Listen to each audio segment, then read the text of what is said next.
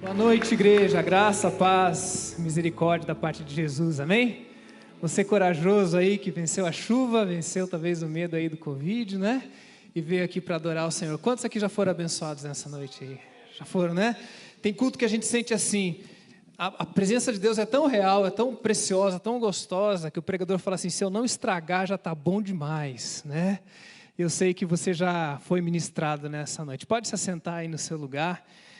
Eu quero agradecer de coração o privilégio, a responsabilidade de trazer a palavra nessa noite, de pregar nessa noite. Me apresentar, meu nome é Osmar, eu sou pastor em Curitiba já tem um bom tempo, não é? Quando o pastor Sebastião chegou aqui há 18 anos atrás, agora pastor de jovens auxiliar lá no Bom Retiro, mas estive aqui na posse dele. Mas a nossa proximidade se deu um pouco depois, né? Nos grupos de discipulado com o pastor Elcir, ali na CEPAL, né? Muito tempo. Depois os encontros com Deus, que aqui, se não me engano, é a Casa do Oleiro, não é isso?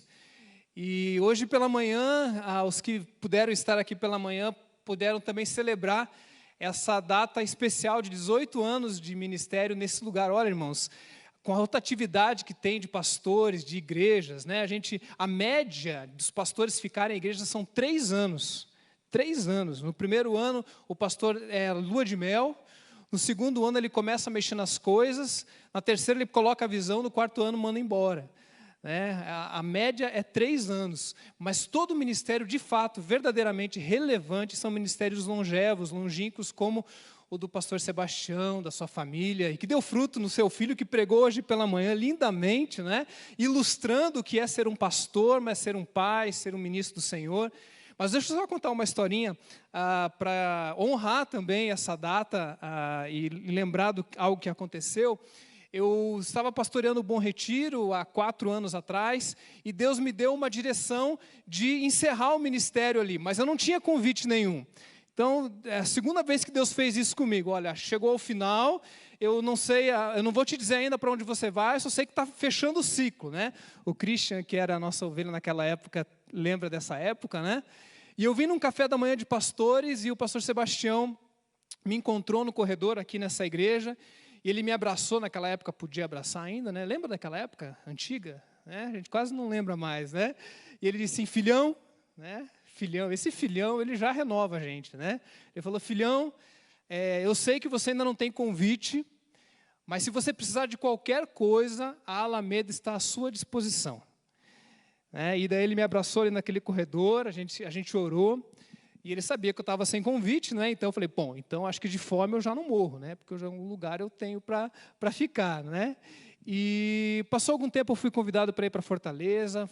Fiz um ministério lá de mais de 2 anos, pastoreando lá, numa igreja, pastor Armando Bispo. E aconteceu que eu voltei para Curitiba e, novamente, vivi um momento de transição, um momento de mudanças na minha vida, na minha história, de restauração. E eu estava sendo acompanhado pelo pastor Valdo, do pastor do Cajuru, grande amigo meu, além de pastor amigo. E ele falou assim, Osmar, agora chegou a hora de você conversar com os seus amigos, seus colegas, que vão te ajudar na próxima fase da tua retomada ministerial, da tua caminhada. E ele falou assim, então liga para os teus amigos. E eu liguei para o pastor, eu mandei uma mensagem para o pastor Sebastião. E ele me respondeu na mesma hora e agendou comigo no mesmo dia e conversou comigo no mesmo dia. Queridos, o Bom Retiro chegou a ter quase 400 membros, né? Para você marcar um horário com alguém no mesmo dia já era difícil. A Alameda é maior do que isso. Isso fala da qualidade do pastor Sebastião. E a igreja é a cara do seu pastor. E a maneira como eu tenho sido recebido, eu frequento aqui desde outubro, né? Fico ali quietinho, né? Atrás da minha máscara e animado, né? Mas no meu lugar, mas os queridos me abraçam, me chamam para orar, igualzinho o pastor Sebastião. Então, essa igreja tem sido uma bênção na minha vida. Eu sou membro já desde dezembro, fui recebido na última assembleia. E eu queria dar esse testemunho. Eu sei que é só um testemunho, não é? Você teria vários outros para testemunhar, eu só estou trazendo um. Mas eu queria que a gente pudesse honrar também a vida do pastor Sebastião com uma salva de palmas e dizer muito obrigado, pastor, por ser essa bênção que você é. Tá bom, pastor? só uma maneira da gente também não deixar passar, né? Fico muito feliz de ver o Breno aqui, muito feliz, né? O Breno foi nossa ovelha também, aprendi a falar Libras com ele, só um pouquinho, né? A gente arrisca um pouquinho, mas o Breno trabalhava na tradução da Bíblia para a linguagem de Libras, alguém assim excepcional, uma pessoa assim fora de série, viajado o mundo inteiro, e fiz parte de uma célula com ele, né? E é muito legal poder encontrar com ele aqui, né? O Breno me batizou no nome de Libra, de sinais, né? Então eu tenho um nome que é Osmar, nome, mas eu tenho um sinal, que é esse aqui, ó, que é o microfoninho que eu usava lá para pregar. Então ele falou, ó, você vai se chamar Osmar. Então o meu sinal de Libras, né, é assim. Não esqueci, viu, Breno? Muito feliz de ter você aqui. Amém, queridos. Abra sua Bíblia em Mateus capítulo 6. Nós vamos falar do tema do ano. Meu coração se encheu desse tema ouvindo a pregação de semana passada do pastor Sebastião. Estava ali sentado e ele pregando e ministrando a igreja. E em algum momento ele falou sobre esse texto e ele fez algumas menções, mas a riqueza do texto não permite que a gente possa aprofundar. Mas naquele momento Deus começou a falar ao meu coração nesse tema que eu vou falar sobre fé para cada dia, fé do dia a dia. E quando eu cheguei em casa, então, chegou uma mensagem dele, falou, Osmar, Deus me falou que é você que vai pregar domingo que vem à noite. Falei, bom, então eu já sei o que eu vou pregar. E uma das grandes crises de todo pastor é saber o que eu vou pregar, né? E eu já estava com o tema pronto, foi só estudar um pouco mais e me dedicar ali para trazer realmente o que eu ia falar nessa noite. Mas o texto é Mateus capítulo 6, versículo 34. O 33, ele é bastante conhecido. Deixa aí aberta a sua Bíblia. Deixa a sua Bíblia aberta aí no texto, a gente já vai ler. Mas a igreja está sendo desafiada, e mais do que desafiada, encantada a viver um ano de fé, a viver um ano de romper em fé. E quando a gente lê esse tema, naturalmente nós nos sentimos motivados a fazer algo novo, a sair do lugar, a promover algo, a experimentar algo novo. Esse é o tema, ele naturalmente nos leva a isso. E quando a gente vive 2 anos de pandemia, vamos completar agora em março 2 anos, né? Parece que o sentimento ele fica ainda maior, porque nós estamos enclausurados, nós estamos encapsulados.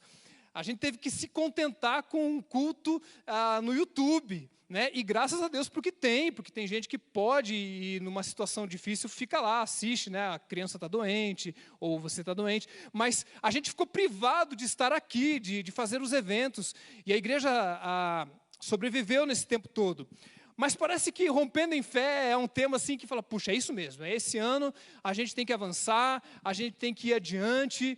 Mas não é um tema só para a igreja, como o pastor Jefferson falou. O pastor Jefferson aplicou já dizendo, olha, a sua vida pessoal, o seu dia a dia, não é só um desafio para a igreja como um todo, mas somos todos e cada um de nós temos os nossos próprios desafios. Nós temos as nossas próprias agendas que queremos viver algo diferente. Você está aí com os seus problemas, com os seus desafios, com as suas alegrias, talvez no último ano da faculdade, ou você noivou, ou quer noivar. Quem quer casar aí?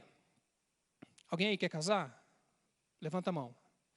Senão vai perder a bênção se não levantar a mão agora. Agora, olha lá, ó, os dois levantaram juntos. Isso é importante, né? Às vezes a gente tem essa agenda pessoal de dizer, esse é o ano que eu vou casar. Por quê? Porque eu não queria casar no YouTube, eu queria casar chamando um monte de gente, né? A minha mãe e meu pai é da época que fazia o casamento e chamava todo mundo, 700 pessoas, né? E era pão com carne moída, né? Agora não, agora, né, cada um faz de um jeito, tem gente que faz viagem, né? Nós vamos casar lá em Cancún, daí vai 8 pessoas, né? Mas faz lá em Cancún. Cada um tem um sonho, tem um desafio aqui, talvez aí no seu coração, você tenha aí guardado, já trouxe à frente na hora da oração, algo que talvez incomode o seu coração, talvez te traga uma inquietação do tipo, eu não quero mais viver isso, e o meu romper em fé significa, eu não quero mais isso na minha vida, ou o meu romper em fé, eu quero viver algo melhor, algo maior, mas todos nós temos algo que está dentro da nossa agenda. E eu acho interessante que o rompendo em fé significa Deus nos abençoar. Não tem como você pensar em romper em fé sem Deus estar presente ativamente nos abençoando. E essa bênção de Deus, quando eu imagino, eu falo, puxa, eu quero ser abençoado por Deus. Quem quer ser abençoado por Deus aí? Fala amém. Você quer ser abençoado, né? Você sabia que Deus quer abençoar você mais do que você quer ser abençoado? Deus, a natureza dele, a abençoadora, ele quer abençoar você mais do que você deseja ser abençoado. Olha para você ter ideia de quanto Deus quer te abençoar. Só que eu acho interessante que um Deus que quer abençoar, e nós queremos ser abençoados, por que tantas vezes essa bênção não chega? Por que tantas vezes a gente não consegue viver esses sonhos que a gente tem? Ou esses planos? Por que Deus quer, eu quero, o que tem no meio? Eu lembro de Jacó, né, no Vale do Jaboque. Jacó queria ser abençoado. Fala assim, ó, eu não vou deixar o anjo embora enquanto você não me abençoar. E Deus está lá querendo abençoar. Aquele é o vale da bênção, é o vale onde Deus queria tratar a vida de Jacó. Então tinha algo entre a bênção de Deus e sermos abençoados que precisa acontecer. Existe um senão, existe um enquanto, existe algo que precisa acontecer. E a esse ato que precisa acontecer, nós estamos chamando de fé. É quando a gente se move em direção, é quando a gente toma passos em direção a algo e libera um agir de Deus na nossa vida. É assim que eu creio. Deus, ele quer abençoar, eu quero ser abençoado, mas ele fica aguardando que a gente dê passos de fé. Porque fé, você sabe que fé não é acreditar, não é? Tem gente que pensa que fé é acreditar, não. O diabo crê, os demônios creem, estremecem, e eles não têm fé. Inclusive é pergunta de concílio, né? Você acredita no diabo? É pergunta de concílio para novos pastores. E a resposta é, eu acredito no diabo, eu não tenho fé no diabo. Por quê? Porque esse crer no diabo não me gera uma fidelidade a ele. Vamos transportar agora para Deus? Se você crê em Deus, então isso tem que gerar fé. E se isso gera fé, então isso gera fidelidade. E se isso gera fidelidade, isso gera passos que você dá mediante aquilo que você crê.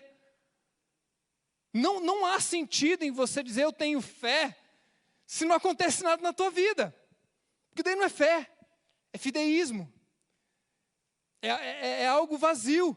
Fidelidade é quando você crê a tal ponto que você se move em direção daquilo e dizendo, eu ouvi uma voz, essa voz testificou o meu coração, e eu, antes que algo aconteça, eu já estou andando.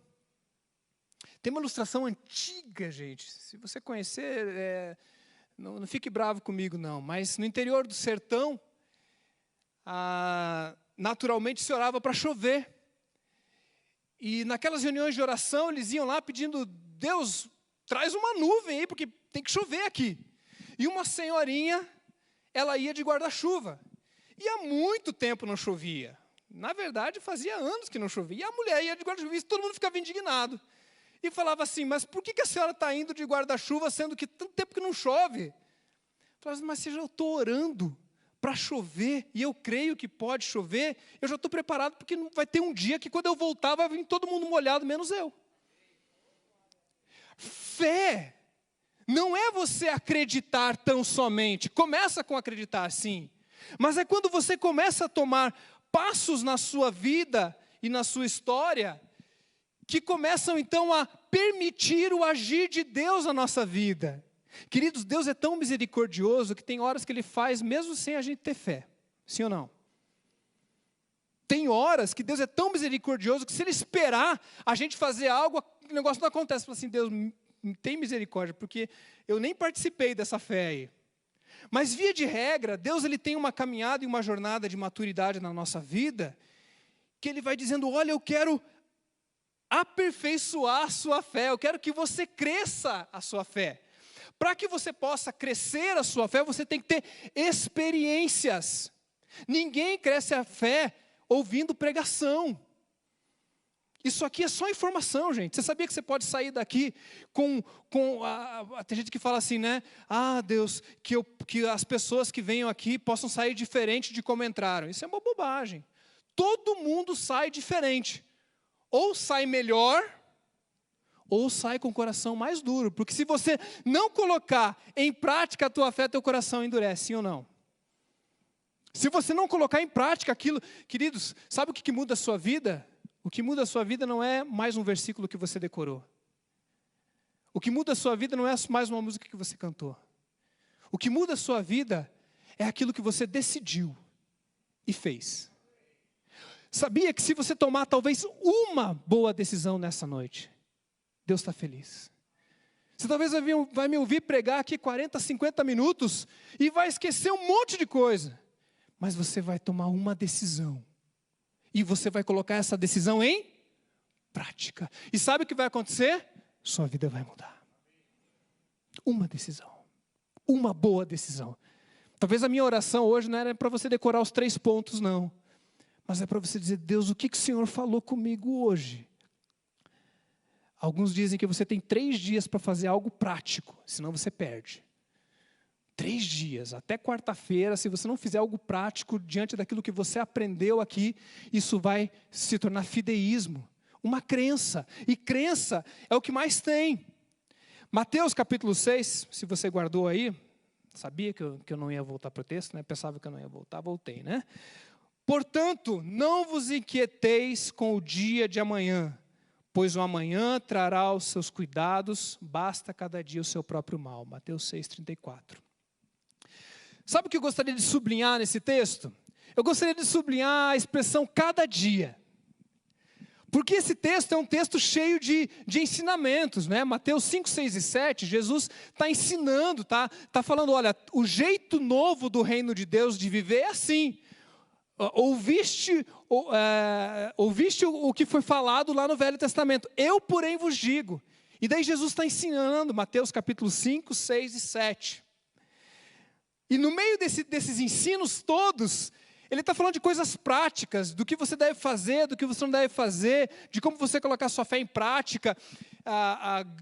Gandhi dizia que se acabassem com todos os livros da terra, e sobrasse apenas Mateus 5, 6 e 7, toda a sociedade poderia ter sido reconstruída apenas com a ética ensinada no Sermão do Monte, Mateus 5, 6 e 7.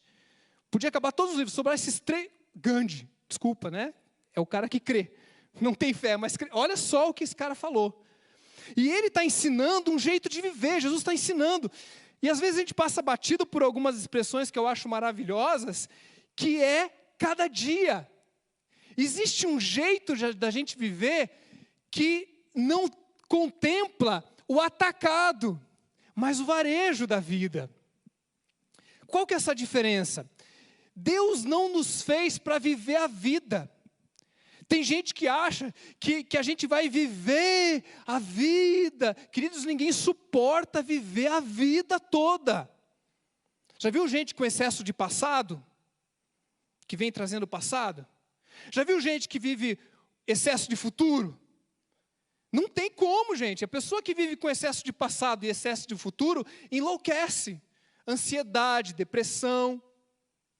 Deus nos ensina a viver o hoje. É o hoje que a gente tem que viver. Na perspectiva do que vivemos, do que esperançamos. Não estou tirando essa perspectiva. Eu estou dizendo que não há como a gente viver a vida inteira. Nós não suportamos. A melhor ilustração para isso são essas luzes aí que vocês estão vendo. Essas luzes, elas estão recebendo energia. E no final do mês, vem uma conta dizendo quanto de energia de quilowatts-hora passaram por essas lâmpadas. E você olha e fala assim, a conta está cara. Quanta energia passou. Só que essa energia que precisa, por exemplo, para esse culto, não foi mandada toda de uma vez. Ela está sendo mandada um pouquinho de cada vez. Porque se mandar toda a energia de uma vez só para uma lâmpada, para o culto inteiro, o que acontece com a lâmpada? Ela explode, ela não aguenta. Por isso ela tem uma energia contínua. Ela precisa que a energia fique passando. Por isso que nós não podemos viver com excesso de passado, nem com excesso de futuro, mas a gente tem que olhar para o dia que a gente está vivendo. E Deus é especialista nisso, porque quando Ele faz a criação, Ele pega um universo absolutamente sem dia e sem noite, e logo de cara Ele já faz dia e noite. Para quê? Para a gente ter referência. O ser humano precisa de referência. O dia, a luz deu o nome dia, e as trevas deu o nome noite. Então vem esse dia e essa noite, e ele pega então a criação e separa em cada dia. Deus trabalha com o dia.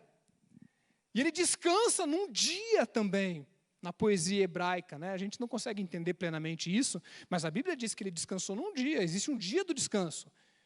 Pastor Sebastião amanhã sai de férias.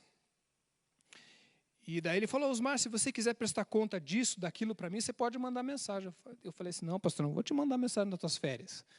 Porque cai meu dedo se eu mandar o WhatsApp. É pecado. Ele falou: não, filhão, uma mensagem ou outra lá eu leio e tal, Mas sabe por que ele vai sair de férias? Porque esse é o tempo do descanso. O dia, no Velho Testamento, exclusivamente em Gênesis, é Yom, é uma era, é uma época, é um kairos, é um período de tempo, não necessariamente 24 horas. Por exemplo, o dia da aflição, o dia da alegria. Às vezes não é 24 horas, mas é um tempo em que você está vivendo e que você sabe que você está vivendo. Por isso o pastor Sebastião amanhã sai bem tranquilo. Por quê? Porque ele sabe que, além de deixar a equipe pastoral aí bem montadinha, as escalas, ele sabe que quem cuida da igreja é Jesus. E daí o pastor Sebastião fala assim: segura Satanás agora, Jesus, porque agora eu vou de férias. E ele vai descansar, amém? E tem que descansar.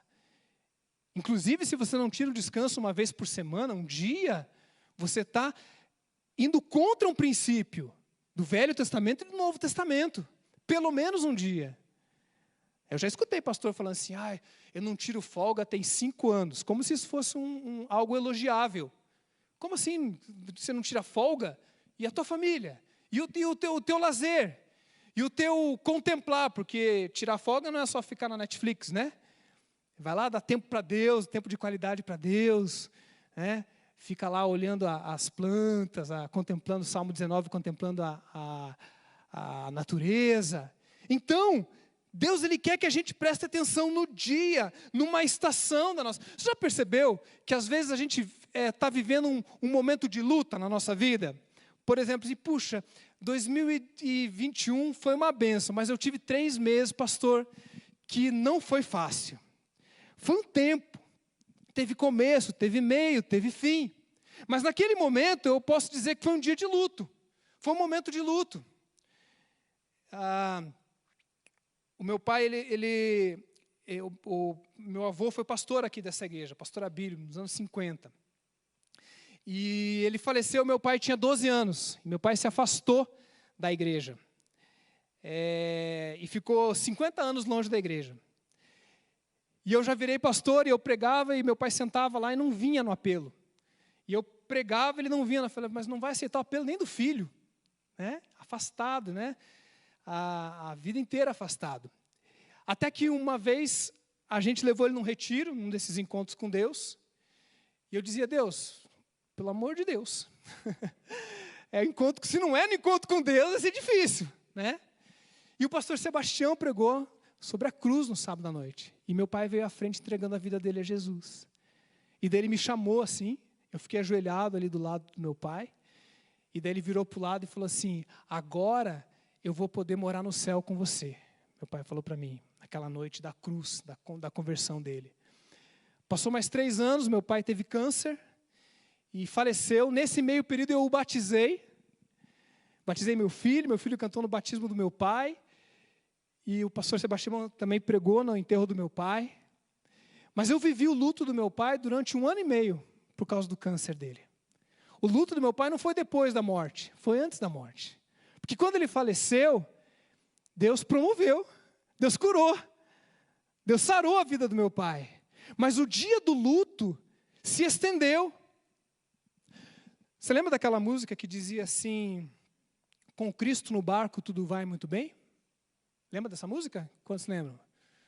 Com Cristo no barco tudo vai muito bem, vai muito bem, vai muito bem. E passa o temporal, passa? Mas às vezes demora, Tem gente vivendo temporais de anos, gente. De 10 anos. Vivendo um dia difícil de 15 anos. Mas nós temos que olhar para esses períodos, o momento do dia, o momento da semana que estamos vivendo. A palavra que Jesus usa para a vida nesse texto de Mateus capítulo 6, não é bios, não é zoé, é psique. E os psicólogos já entenderam aí onde eu quero chegar. A vida que Jesus está falando ali, pelo menos a tradução de Mateus, né, que se popularizou, é uma vida consciente. É que a gente olhe para esses períodos da nossa vida e tenhamos clareza do que a gente está vivendo. E a gente poder olhar para aquele momento e dizer, a coisa está difícil. E a gente poder dizer, quando as pessoas dizem, né, e aí, como é que você está? Diz, está tudo bem. E não está tudo bem. É mentira, né? E você poder dizer, não está bem não. Por que não está bem? Não está bem por causa disso. É o tipo da resposta que a gente não quer ouvir, né? Porque a gente está com pressa, a gente não quer ouvir as pessoas, né? E aí, está tudo bem? Não, está tudo bem. Aconteceu algo especial. A vida psique, essa vida consciente, essa vida lúcida, em que a gente olha para a nossa história e diz, Deus, como é que eu respondo ao Senhor na vida que eu estou vivendo? Porque, queridos, eu queria vir aqui e dizer para vocês, olha, vai dar tudo certo em 2022. Quem veio aqui hoje, Deus vai dar 2022 só de bênção. Só que a Bíblia não me autoriza a dizer isso. Inclusive, a Bíblia me autoriza a dizer algo ao contrário. No mesmo Sermão do Monte, ele diz assim, vai ter um dia que vai chover. E quando chover, construa sua casa sobre a rocha. Porque quando chover, quem está na rocha não cai. Quem está na areia cai. Então, Jesus não está falando se chover. Vai chover. 2022 vai ter luta. Quer ver como é que a gente reage? 2022 vai ter bênção, amém?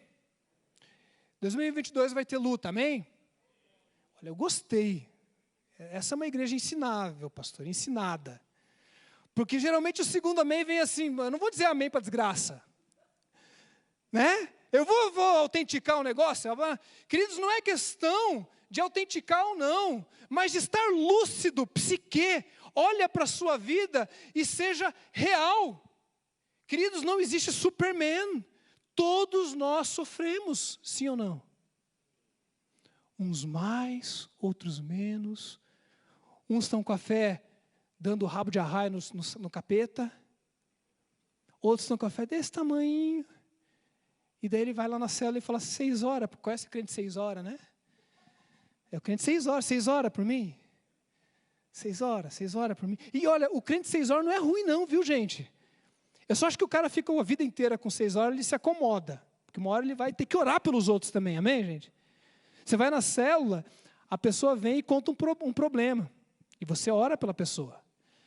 No segunda célula, ele vai lá e... meus problemas. E você ora pela pessoa. Na terceira vez, ela vai lá e conta os problemas. E você ora pela pessoa. Na quarta vez, ela conta os problemas. E você já ora para ela não vir mais. Por quê, gente? Porque falta lucidez de que se a gente está vivendo um kairós de luta, e você disse amém para as lutas agora há pouco, é porque Deus está aperfeiçoando a sua fé. E se hoje você é o crente 6 horas, glória a Deus, você está no melhor lugar do mundo, viu gente? Você é o crente 6 horas, você veio no lugar certo. Isso aqui não é bullying com crente 6 horas. É para dizer para você que se você tiver lucidez do que você está vivendo, Deus quer transformar a sua fé, para você começar a orar pelos outros. Rompendo em fé, não é ganhar todas as batalhas. A gente viu hoje de manhã de Davi, gente. A gente viu hoje a maneira como Deus fez. Davi não ganhou tudo. Mas pensa num homem segundo o coração dele. E eu vou dizer por quê. Então, vida psique significa lucidez, espiritualidade, autoconsciência, responsabilidade. Eu sou responsável por ler a minha vida e por reagir diante de Deus. Não é só vem a mim. Eu tenho que entender e dizer, Deus, o que o Senhor quer com esse negócio? E tem dias, pessoal, que você fala assim, eu não estou entendendo nada. Quantos aqui já passaram por esse momento? Eu não estou entendendo nada. Vários sinceros aí, né? Vários honestos, né? a gente tem que aprender a ter fé no dia da festa. Salmo 126 diz que é o Salmo dos degraus, né? Então, o que acontecia é que Deus instituía festas. E do Salmo 121 ao 134, são 15 salmos que são chamados os Salmos dos degraus, que eles iam cantando quando eles saíam dos seus lugares do interior para Jerusalém, para as festas. Especialmente Páscoa, a festa das cabanas, do tabernáculo, não é? Então, eles iam no caminho, eles iam cantando esses salmos. Por isso, se você quer salmo de peregrinação, se você não consegue orar, pastor, não consigo nem orar, ore os salmos. Os salmos são orações que você pode emprestar de Davi, emprestar de Moisés, emprestar de Asaf, e você ora, os cânticos também, mas eles iam orando, e nesse Salmo 126 ele diz, olha, a nossa boca se encheu de alegria. Dia de festa, pessoal. Eu acho que nós, crentes, a gente precisa ressignificar as nossas festas. A gente é num país muito sexualizado e sensualizado. E o BBB está para começar amanhã. Né? Você viu aqueles participantes lá? Eu vi. Não, brincadeira, não vi ninguém não, tá? Só um teste, né? Mas sabe qual que é o problema? Não é Globo, é problema, queridos. É sexualidade. O problema é olhar para aquilo de uma, assim, como carne humana ali vendida. Então eu te incentivo a não assistir o Big Brother, né? Mas eu acho que tem muito mais do que não assistir. Tem muita coisa que Deus quer que você faça. Mas as pessoas às vezes vão celebrando as coisas, vão celebrando. E a gente, como é um país assim, muito sensualizado, quando a gente começa a adorar, e está aqui o irmão do Eliezer, né? E eu vejo que ele tem uma malemolência aqui, né? Mas contida, né? De manhã a gente viu a coreografia da esposa ali também, né? Contida, né? E eu vejo a igreja ali. E às vezes a gente tem essa... Por quê? Porque nós moramos num país que se você mexer um pouquinho demais, aquilo pode sim significar para o teu irmão sensualidade, sim ou não? Tem que ser com cuidado, não é isso? Por isso as nossas festas, a gente fala da questão do álcool, dessas coisas, porque facilmente a gente substitui a verdadeira alegria da festa por subterfúgios como droga, álcool e etc. Ou sensualidade. Mas, sabe o que eu penso? Eu penso que as nossas festas deveriam ser as festas mais alegres de todas. Tinha que ser de arromba, no bom sentido. Sabe, aquela coisa da gente se abraçar quando puder, e a gente poder cantar, e cantar alto. Queridos, eu sonho da gente ver os nossos... E a Alameda me ensina muito isso. Fortaleza também era assim, pastor Sebastião. A igreja cantava com vontade. Porque se você é tímido, tudo bem. Não vou pedir para você ser que nem o outro lá. É ruim imitar. Não é, seja você. Mas o cara vai no jogo de futebol, ele volta sem voz. Como eu estou ficando agora, de tão empolgado que eu estou pregando. Rick Warren tem uma dica, ele fala assim, olha, se a tua igreja está muito parada, compre uma samambaia. Para pelo menos ter alguma coisa viva dentro da igreja. Então não precisa de samambaia, que graças a Deus. Mas sabe, daí meu time chama-se Paraná Clube. Lembra dele? Ele existia, é um time que existia. Semana que vem estarei lá na Baixada, se der tempo, para continuar torcendo até o final. Não vai ter final, amém. E, ato falho. Só que daí quando a gente chega na igreja, não, tem que ver, queridos, alegria, queridos, cada um do seu jeitinho, cada um do seu jeitão. Mas põe um sorriso nesse rosto atrás dessa máscara. Põe um sorriso gostoso, sabe? Cumprimenta com alegria, porque é o dia da festa, você pode celebrar. E, meus irmãos, se tem algo acontecendo bom na sua vida, conte para todo mundo. Vá no Instagram, tire uma selfie, marque todo mundo. Não tem problema, está mostrando, mostra mesmo. Eu fui pregar agora, né? Peguei lá o link, botei para todo mundo no Facebook, no Instagram. Porque eu creio no que eu estou pregando. Eu quero que as pessoas vejam o que eu estou falando, porque é a palavra de Deus. Não é vaidade, não é orgulho. Deus sabe o nosso coração. Então, é teu aniversário, chama o povo, compra um salgadinho engordativo, né, um monte de coxinha, sabe? Pelo menos naquele dia, né? Faça uma festa boa, porque a Bíblia diz em Eclesiastes que às vezes é mais perigoso estar vivendo num lugar onde há festa do que onde há luto. Porque na festa a gente pode esquecer do verdadeiro motivo da nossa festa. E você completou mais um ano de vida, daqui 40 dias eu faço 45 anos. Eu sei que eu não pareço, né? Eu pareço 44 e meio. Queridos, festa, porque foi Deus que me deu vida. E a lucidez do Rompendo em Fé, do meu dia da festa, é dizer assim: tudo que eu recebi é gratidão. É gratidão, porque eu passei pelo Covid. Eu não peguei Covid.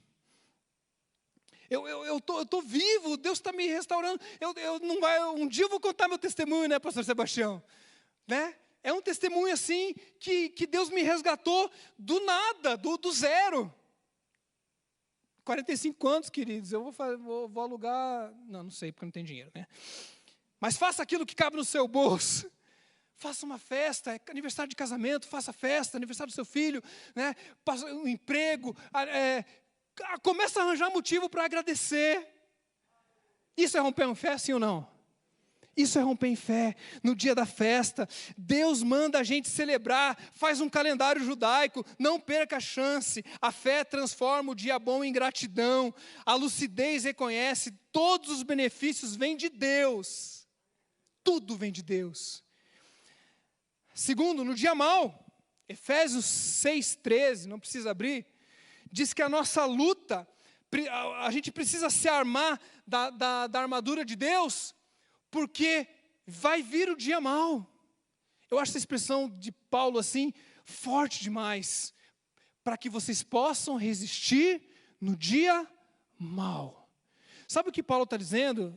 Paulo está dizendo assim, olha, eu conheço o dia mau. E eu já passei o dia mau. E não foi pouco, não. Paulo chegou a ser, bateram tanto no Paulo que deram como morto. Jogaram ele fora da cidade, falaram, morreu. Daí vem a igreja, olha que coisa linda, né? A igreja se reúne ao redor de Paulo morto. E talvez ele morreu mesmo, viu, gente? Vamos perguntar no céu. A igreja se reúne ao redor de Paulo e começa a orar. Paulo ressuscita, volta a pregar dentro da cidade. Paulo conhece. Paulo sabe o que é espinho na carne. Espinho na carne é o dia mau todo dia. Tem até festa, mas o espinho continua lá. Olha só, queridos, como essa vida com Deus, ela é uma vida que precisa ser prescrutada. Você precisa entrar em paz com o teu espinho na carne. Entrar em paz. Eu já orei uma vez, orei 2 vezes, Deus não tirou? É porque Deus tem um plano com esse negócio aqui. Dizem que ele era calvo, talvez. Dizem que era a sogra dele, não, de jeito nenhum. Talvez fosse um espinho mesmo, mas provavelmente era a cegueira dele. Até, inclusive, outros escreviam no lugar dele. E ele entrou em paz, dizendo, olha, o dia mau me visitou.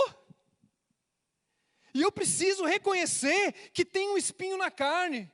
Eu preciso reconhecer que eu fui jogado para fora da cidade, que as pessoas não gostam de mim, que eu persegui, agora eu sou perseguido, eu tenho que fugir.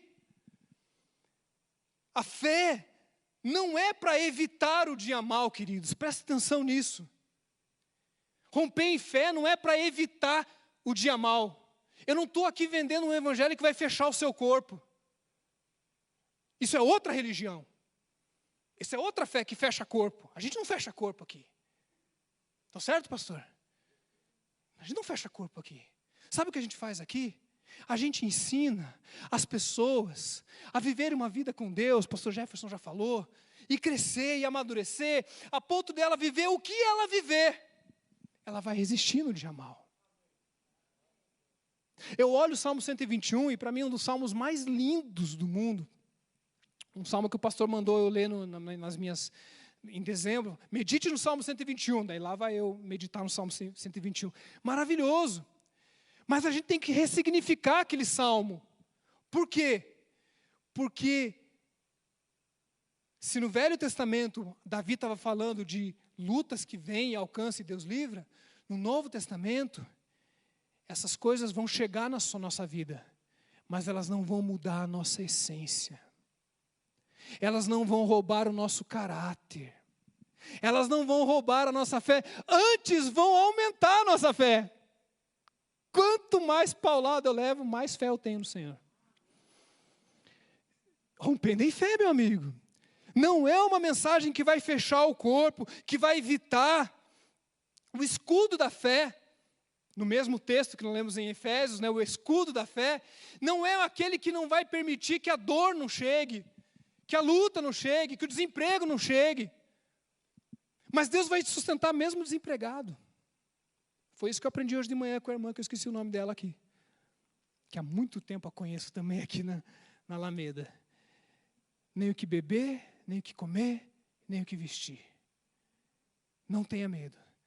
Pode vir o desemprego, mas Deus vai te sustentar. Ele faz isso com os lírios do campo, com os passarinhos. Não vai fazer com a gente, que somos a coroa da criação. Quem é a coroa da criação aí? Quem aí é especial para Deus?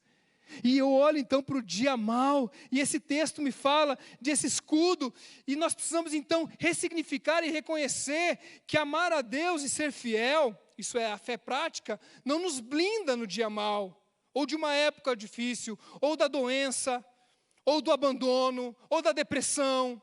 Crente tem depressão, queridos. Crente tem depressão, sim, Senhor. E você cura a depressão de várias maneiras.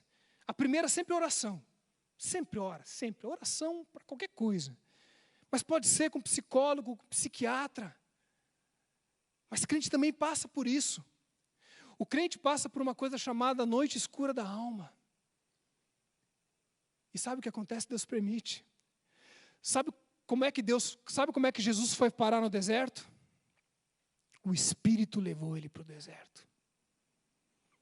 A Bíblia diz que o Espírito levou Jesus para o deserto. Não tente sair de um deserto que Deus te colocou. Porque se Deus te colocou nesse deserto, quem vai tirar você de lá é Ele. Fique no deserto e diga: Deus, o que o Senhor tem para me ensinar aqui? Quais são as tentações que o diabo vai vir aqui tentando roubar a minha fé e eu não vou permitir? Na noite escura da alma, que eu espero que a gente não passe, ou passe o mínimo possível, mas se ali Deus permitir que você vá, Deus quer aumentar a sua fé. A fé para o dia mau compreende vencer a maldade, os maldosos. E eles tentam tocar nas coisas que você tem, mas não mudam quem você é. O diabo tocou em todas as coisas de Jó. Tudo. Tudo. Deus falou assim, só não toca na vida dele. Você não pode tirar a vida dele. Pode até mexer na doença.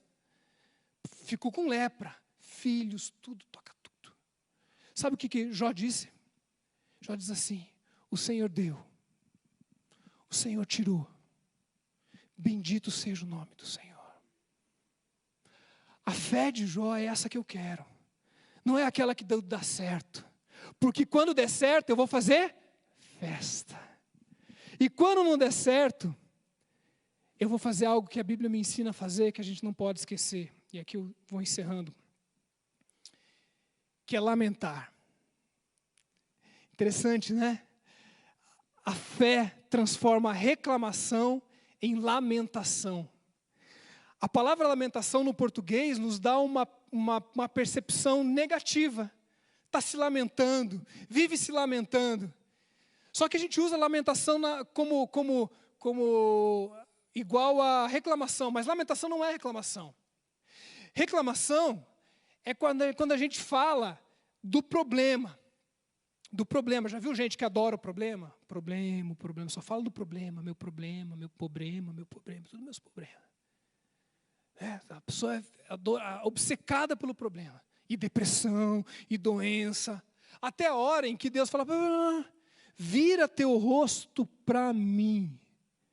Tem um livro inteiro na Bíblia chamado Lamentações. Escrito por um profeta chamado Chorão, Jeremias.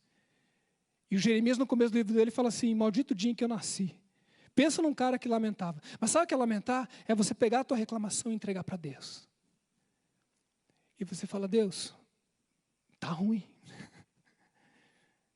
Não tá fácil, Deus. Tô fraco, tô frágil. Eu acho que eu não vou aguentar. E eu vou te dizer mais, sabe o que você pode dizer para Deus? Você pode chegar para Deus e falar, Deus, não concordo com o que o Senhor está fazendo. Quando eu ensino isso, eu ensino assim. A gente pode dizer isso para Deus, sabe por que a gente pode dizer isso para Deus? Porque Deus, ele não é melindrado. Deus, ele não tem problema com autoestima. Ele não vai falar, meu Deus, não, meu eu, né? Agora, Deus é muito seguro de si, fique tranquilo, viu? Você pode falar qualquer coisa para Deus que não vai abalar quem Ele é. Você crê nisso? Só tem uma coisa que você tem que dizer para Deus que você não pode errar, que é a verdade. Aqui se propõe alguém que ora mentindo para Deus. Deus manda um anjo e fala assim, vai lá e abençoa o Eliezer. Daí o anjo está chegando lá, né, porque o Eliezer está cheio de problema, de dificuldade. E daí o Eliezer está orando lá e falando assim, Deus, está tudo bem, está tudo ótimo, está tudo... O anjo ouve lá atrás da porta e fala, não é o Eliezer, e volta, não abençoa. Essa bobagemzinha dessa ilustração me leva a dizer assim, Deus, eu lamento. E sabe de uma coisa, queridos? Tem horas que a gente só tem uma coisa para fazer, que é lamentar. Eu lamento muito. Eu lamento que acabou. Eu lamento que acabou. E às vezes, Deus queria que acabasse. Sabe por que Ele queria que acabasse? Tem gente que às vezes está insistindo, né? E Deus fala assim, reconheça, acabou. Porque se não acabar, não pode começar de novo. Quantos estão entendendo o que eu estou falando? Se você não enterrar a semente, e a semente não morrer na terra, a semente de mostarda vão pegar, a fé não vai nascer. Tem horas que você tem que dizer, Deus, não adianta. E eu te entrego, Deus. Eu transformo a minha reclamação em lamento. Vem cá, Eliezer, pessoal do louvor, para a gente encerrar. Um dia perguntaram, falaram assim, até que horas eu posso pregar? Falou assim, você pode pregar até a hora que você quiser. 8h30 nós vamos embora. Se você fica aí pregando. Então eu vou encerrar, porque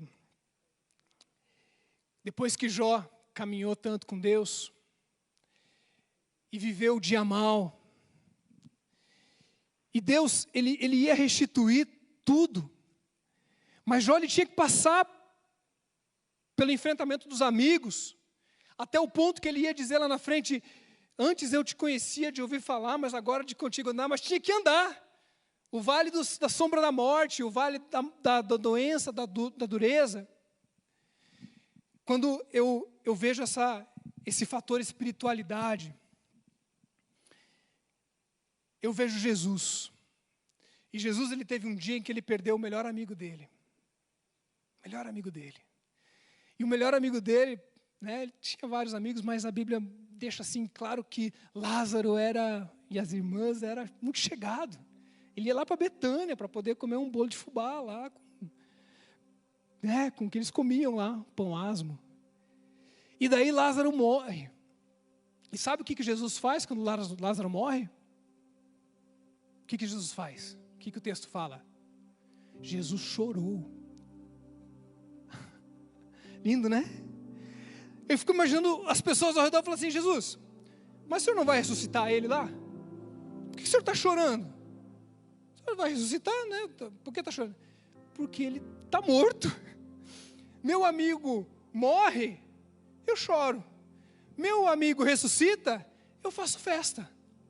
Nosso problema não é chorar ou ficar triste. É ficar triste sem motivo. É chorar quando devia rir. E é rir quando tinha que chorar. Qual é o dia que você está vivendo? Talvez você vai dizer assim, mas pastor, eu não estou vivendo nem um dia de festa, nem um dia de luto. Eu estou vivendo um dia assim, mais ou menos na média. Talvez seja o 2022 seja esse dia da média. E eu quero ministrar para você também, que nesse dia da média, nesse dia da rotina, você tem que tomar cuidado para não cair no tédio. Porque o Salomão, ele falou assim, olha, o rio corre para o mar, o sol nasce do Oriente, cai no Ocidente, é todo dia a mesma coisa, é tédio. Nosso problema é que a gente não pode cair no tédio, mas a gente tem que fazer da nossa rotina algo maravilhoso. Porque talvez você está dizendo assim, olha, eu não ganhei na loteria, porque eu não jogo, graças a Deus, mas eu não tive nada assim grandioso, nem eu perdi nada, mas eu tô, tá ok. Cuidado com esse ok. Porque às vezes o ok, o tá bom, é aquele que vai te levar a viver uma vida mais ou menos. E nessa época do ok, nessa época do tudo tranquilo, é a hora em que Deus está fortalecendo para quando vier a chuva. Porque é nessa hora em que talvez a sua vida, você diz assim, né? Não estou vivendo essa aventura, nem da festa, nem da dor, eu estou aqui, está tudo bem. É essa hora que Deus está aprofundando o terreno, para o dia que chover. Porque um dia vai chover. Mas teve gente que plantou, teve gente que não plantou. Tem um cara chamado Belletti, jogou na seleção, foi campeão do mundo, se não me engano, né? 2002. Mas ele jogava no Barcelona. E ele foi jogar uma final contra o Arsenal. E ele era reserva. Ele é de Pato Branco. E ele estava lá, ele nunca tinha feito um gol na vida dele. E o técnico lá, e o jogo 1-1, ao final da Champions, gente. É o campeonato mais importante de clubes do mundo. E daí o técnico vira para o lado e manda o Belletti entrar. O Belletti entra, aos 36 do segundo tempo, entra pela direita, uma coisa doida, um lance esporádico, e faz o gol do título. Ele ganhou o título do Barcelona, foi ele que fez o gol. E ele estava no banco até a metade do segundo tempo. E foram perguntar para ele, né, essas coisas motivacionais e tal. E aí, Belletti, o que faz a diferença na sua vida? Ele falou assim, porque quando eu não estou jogando, e eu estou no banco, eu fico sentado, bem na beirinha do banco, assim, ó. Eu não fico assim, sentado assim, sabe, aquela coisa do tipo, vamos ver o que o pastor vai pregar hoje. Já conheço esse texto aí que ele vai pregar, eu já vi tudo isso aí, né? Não, qual a expectativa do que vai acontecer? E ele ficava na beira, quando ele olhou para o lado, ele chamou o cara que estava na ponta. Sabe por quê? Porque Deus vai chamar aqueles que estão com expectativa. Romper em fé é aquele que diz assim, olha, não está acontecendo muita coisa na minha vida, mas eu estou ansioso pelo que vai ocorrer, e eu quero. Eu sentei lá em cima um dia desses, quietinho, né, aquele jeito e tal. Daí eu estou ali falando, Deus fala comigo, Deus fala comigo, fala comigo. E nada, aquela coisa assim, culto, mas exercitando o culto, levanta a mão, adora, participa. Não é todo dia que você vai sentir um arrepio. Tem que arrepiar sempre, não. Às vezes tem, mas você está lá, você está exercitando, lê a Bíblia, ora, entrega o dízimo. Mas eu estava ali, de repente o irmão segurando no meu braço assim, e falou assim, Deus tem uma palavra para você. Deus está com a mão estendida para você. Ele está com a mão estendida para você. E eu estava com aquela expectativa. Hoje aconteceu uma coisa engraçada. Estava sentado ali, e tem um Osmar aí que é da diretoria, né? E o pastor gosta de citar esse Osmar, né? É só para fazer pegadinha comigo. E eu tenho que sentar do outro lado dele, porque hoje eu estava na frente dele. E o pastor Sebastião apresentando, tal. E ele falou, pedi para o Osmar ficar de pé. Ele estava falando com o outro cara. Mas aqui ficou de pé. Estou prestando atenção. O que vai acontecer? Queridos, eu queria orar por 3 tipos de pessoas hoje. Se Deus falou com você. Primeiro, eu estou vivendo o dia de festa. Tem algo bom que eu quero agradecer. Então eu vou pegar a mão do meu marido, da minha esposa, eu quero vir aqui à frente, eu quero agradecer, porque algo bom está acontecendo. Mas sai do lugar, viu? Gente, eu vim em todos os apelos desde que eu cheguei nessa igreja, porque eu quero que Deus me abençoe. Segundo, eu estou vivendo um dia mau. O temporal não está passando, não está fácil, mas eu quero romper em fé. Eu quero que esse ano seja um ano de romper em fé. E o terceiro grupo é aquele que fala assim, eu sei, eu estou mais ou menos, mas eu não quero perder o dia a dia da fé. Eu quero viver firme. Vamos ficar de pé enquanto você vem aqui à frente. Podemos cantar Perto Quero Estar? Pode ser? Quantas vidas aqui, Deus, quantas vidas, quantas psiques, quantas mentes que precisam ser renovadas, fortalecidas, aperfeiçoadas, esclarecidas, ministradas. Quantas mentes precisam estar conscientes do dia em que estão vivendo, Deus. Deus, muito obrigado, Pai, porque a nossa fé não é uma fé só emocional, ela é uma fé racional também. E o Senhor mexe com a gente na razão, na emoção, e o Senhor mistura essas coisas e nos dá experiências, Pai, que vão além daquilo que a gente compreende. Porque, Deus, nós queremos avançar em fé esse ano, e aquilo que a igreja vai viver em 2022, Pai, que o Senhor já preparou, é algo que vai além daquilo que se é programado, porque o Senhor é aquele que convida para aventuras. O Senhor nos chama para aventuras, para coisas grandes.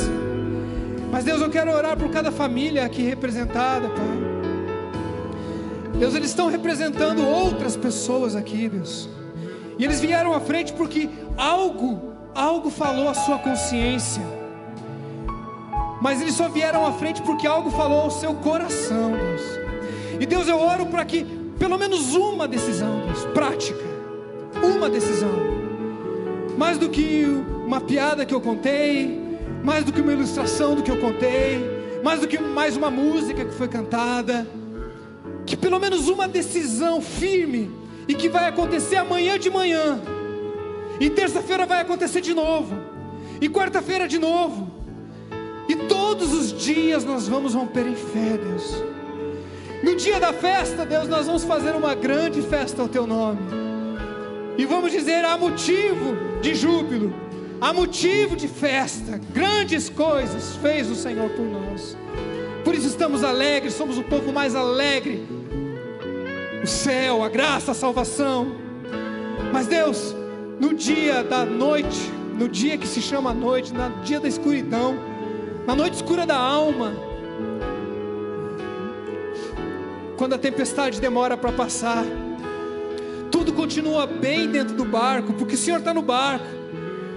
Mas tem horas, Deus, que a gente fala: abrevia, Deus, abrevia essa dor, Deus, abrevia, Pai, abrevia, porque está estendendo, é difícil, Deus, faz um milagre, coloca um ponto final, Deus, muda isso, renasce, recomeça, escandaliza o inferno com recomeços que são improváveis, mas que vêm depois do lamento, vem depois de uma entrega, de dizer: Deus, está aqui, Deus, acabou, mas o Senhor pode fazer de novo, algo muito melhor. E, Deus, guarda-nos, ó Deus, no dia comum, no dia em que a gente sabe que é a rotina, mas que esses cânticos, que como foi cantado agora, sejam cânticos novos, mesmo que seja a 50ª vez que a gente cante, porque o Senhor é um Deus de novidade. E hoje de novo o Senhor renovou uma palavra que o Senhor já falou tantas vezes no coração dessa igreja. Não há nada de novo no que eu preguei, mas o Senhor trouxe novidade do Teu Espírito, Pai. Por isso, Deus, ministra aos nossos corações, leva-nos em paz, em segurança, em nome de Jesus, amém, amém. Cada dia, em nome de Jesus, pastor, cada dia. Amém, queridos, Deus abençoe.